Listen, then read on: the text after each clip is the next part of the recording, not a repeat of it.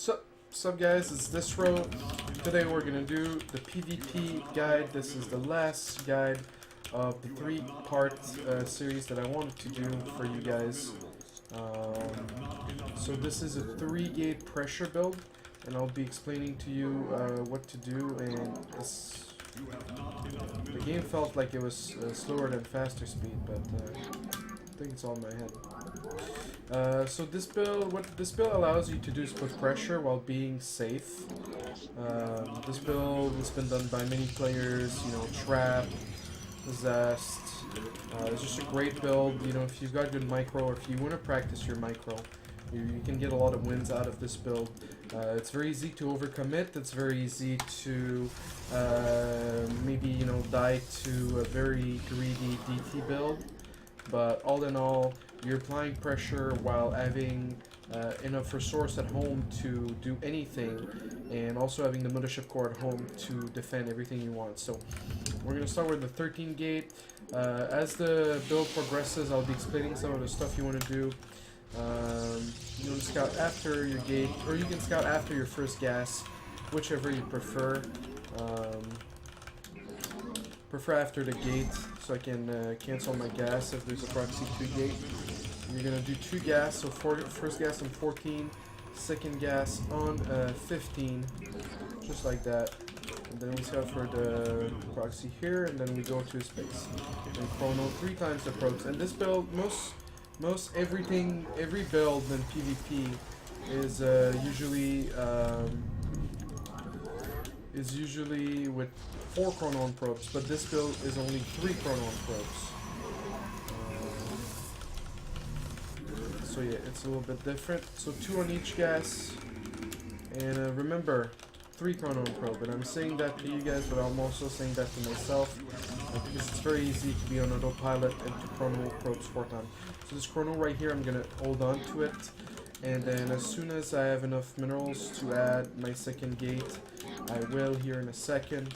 And then I'm going to put 1 more on gas, because you need a decent amount of gas for this build.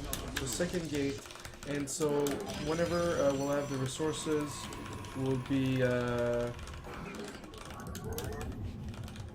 whenever the cyber core's finished, we'll be making a stalker, we'll be making a warp gate. Alright, so here we're going to make the mothership core, and we're going to chrono it. Okay. Chrono it, and then we're gonna make a panel right here. Alright, so as soon as the stalker finished, we want to make 2 stalkers, so we're gonna do like a 3 stalker rush basically. But the beauty of the mothership core is that we'll be safe at home while we do this. So I've been doing this build on stream, but I didn't have the right order of things, and I went and watched a bot. So after your 2 stalkers, you make another probe to go up to 15. Oh, to go up to 15 on minerals, and then 3 on each gas. And you want your 3rd gate before you make more units out of this. The first stalker, I stopped here, but I shouldn't have. The first stalker needs to know what's going on at this natural, so that you can either, you know, go for Twilight. Maybe you think he's fast expanding, so you go for Twilight. Maybe you don't think he's fast expanding, then still going for Twilight is good. If you're afraid of DTs, then maybe you can go Robo. You can pretty much do everything from that point on. So I'll put the Twilight right away. So you see I'm at 34 out of 34 for quite a while. Your next Panon will be the one that's proxied. And then here you poke. Obviously, if you see a sentry, don't try to go up. And then if he's walling himself in with sentries, one thing you can do is you can just warp in a sentry here, and make sure you have enough at home to defend, you know, make sure you have a sentry at home in case it's DT, and you can just lock him outside his base. And yeah, your first warp in should be at 625, and even though I went Twilight, I'm gonna have enough money.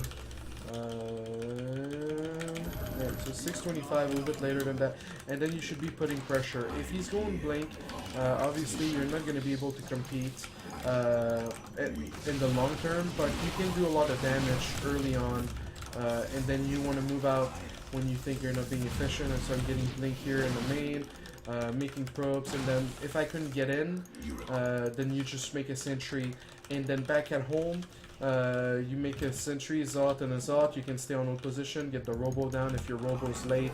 And with this build, the Photon Overcharge is going to be able to push away basically everything. So there's a lot of variations, a lot of transitions you can do. My least favorite is Stargate because, you know, you have so many Stalkers. So Blink's really good, and then the Robo doesn't do really much for you.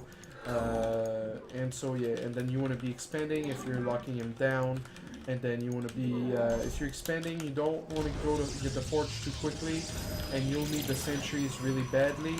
The sentries, you know, they give you hallucination, and then you just want to go for a healthy immortal count. And keep in mind, like, we're in a low amount of probes. Like, usually if you're on one base, 20 is good, but we're in a low amount of probes. So if we're expanding, then obviously we have to catch up on workers, and then if he's all-in you on one base, you shouldn't have more than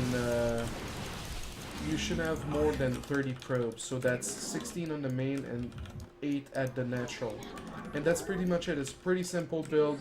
You just warp in at 625, you make 5 stalkers, you leave the mothership core at home, you have 3 gates, you can make a Twilight at the back of that depending on what you scouted as natural.